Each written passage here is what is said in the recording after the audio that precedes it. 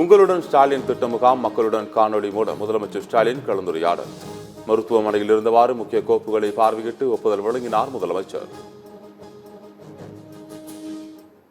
வணக்கம், எந்த ஊர் பண்ணீங்க? உங்க பேர் என்னமா? இந்த கேம்ப் நடக்கிறது எப்படி உங்களுக்கு தெரிஞ்சது? எப்படி நீங்க வந்தீங்க? வீடு வீடா கொண்டு வந்து கொடுத்தாங்க. சரி சரி சரி. ரொம்ப பயனா இருந்துச்சுங்க. ரொம்ப ஈஸியா இருந்துச்சு. நல்லா பண்ணி கொடுத்துருக்காங்க. சரிம்மா. இந்த இதுக்காக எவ்வளவு நாள் காத்துட்டு இருந்தீங்க? இன்னைக்கு தான் பண்ணாங்க. இன்னைக்கே வந்து மாத்தி கொடுத்துட்டாங்க. மாத்தி கொடுத்துட்டாங்க இல்லையா? சரி. ஆமா.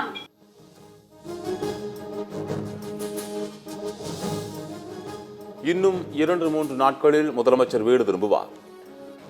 சகோதரரை நலம் விசாரித்த பின்னர் முக அழகிரி பேட்டி.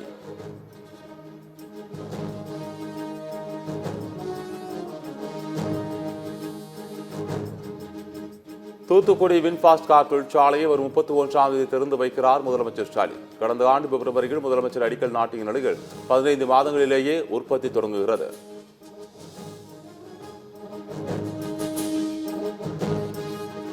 அதிமுக ஆட்சியில் ஆற்று மணல் அள்ள தடை விதிக்கப்பட்டது. ஆனால் திமுகவினர் ஆற்று மணலை அள்ளுவதாக இபிஎஸ் குற்றச்சாட்டு. ஆற்றில் மணல் இருந்தால்தான் நிலத்தடி நீர் வற்றாது என விவசாயிகள் மத்தியில் எடப்பாடி பழனிசாமி பேச்சு.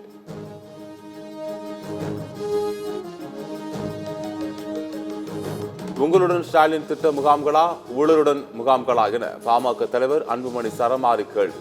ராசிபுரத்தில் நடந்த முகாமில் குடிநீர் இணைப்பு பெயர் மாற்றம் செய்ய லஞ்சம் பெற்றதாக எழுந்த புகாரை சுட்டிக்காட்டி கண்டனம்.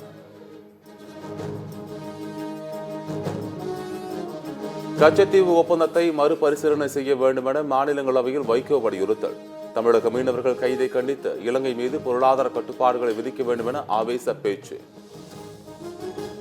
The livelihood of many fishermen. I would urge upon the Union government to take urgent steps to secure the yearly release of all the fishermen and their boats unconditionally. குடியரசு துணைத் தலைவர் தேர்தல் மிக விரைவில் நடைபெறும். தேர்தலுக்கான முதற்கட்ட பணிகளை தொடங்கிவிட்டதாக தேர்தல் ஆணையம் அறிவிப்பு.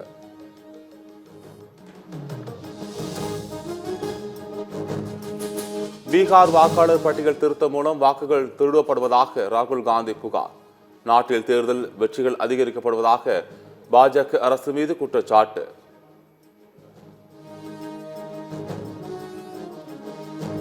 குடியரசு துணைத் தலைவர் ஜெகதீப் தன்கர் ராஜினாமாவுக்கு பின்னால் இருப்பது யார்? காரணம் என்ன?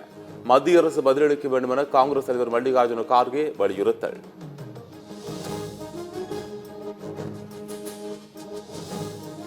அதிமுக தனி பெரும்பான்மை பெற்றாலும் கூட்டணி ஆட்சியில்தான் அமையும்.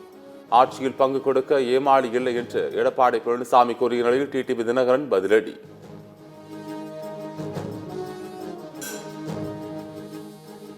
சென்னை ஈஞ்சம்பாக்கத்தில் நடைபெற்ற உங்களுடன் ஸ்டாலின் முகாமில் பரபரப்பு. மனு அளிக்க 1500க்கும் மேற்பட்ட மக்கள் குவிந்ததால் கூட்ட நெரிசலை கட்டுப்படுத்த முடியாமல் அதிகாரிகள் தவிப்பு.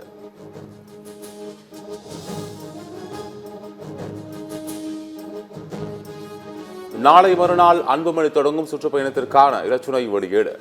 10 உரிமைகளை வலியுறுத்தி திருப்போரூரில் தொடங்கி தருமபுரியில் நிறைவடைகிறது தமிழக மக்கள் உரிமை மீட்பு பயணம்.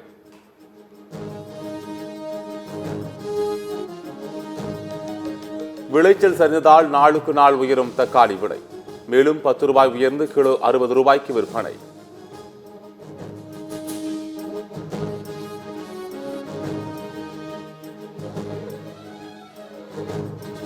விருதுநகர் மாவட்டத்தில் 9 நாட்களுக்கு பிறகு மீண்டும் திறக்கப்பட்ட பட்டாசு ஆலைகள்.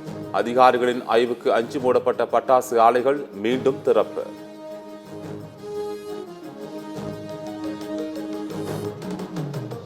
கள்ளக்குறிச்சி மாவட்டம் ரிஷிவந்தியத்தில் போதிய பேருந்து வசதி இல்லாமல் திண்டாடும் மாணவர்கள். ஆபத்தை உணராமல் படிக்கட்டில் தொங்கியபடி பயணிக்கும் நிலை உள்ளதால் கூடுதல் பேருந்துகளை இயக்க மக்கள் கோரிக்கை.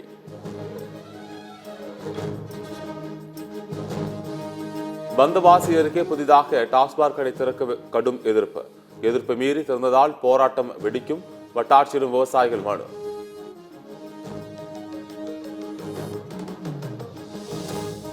தருமபுரி அருகே குழந்தையின் உயிரை காவு வாங்கிய காலாவதியான பேருந்து. கட்டுப்பாட்டை இழந்து சாலையோர வீட்டிற்குள் அரசு பேருந்து புகுந்ததால் நிகழ்ந்த சோகம்.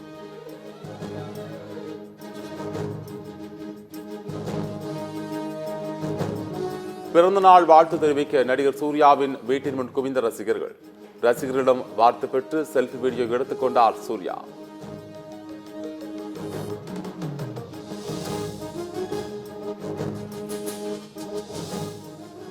அரசுமுறை பயணமாக பிரிட்டன் புறப்பட்டுச் சென்றார் பிரதமர் மோடி.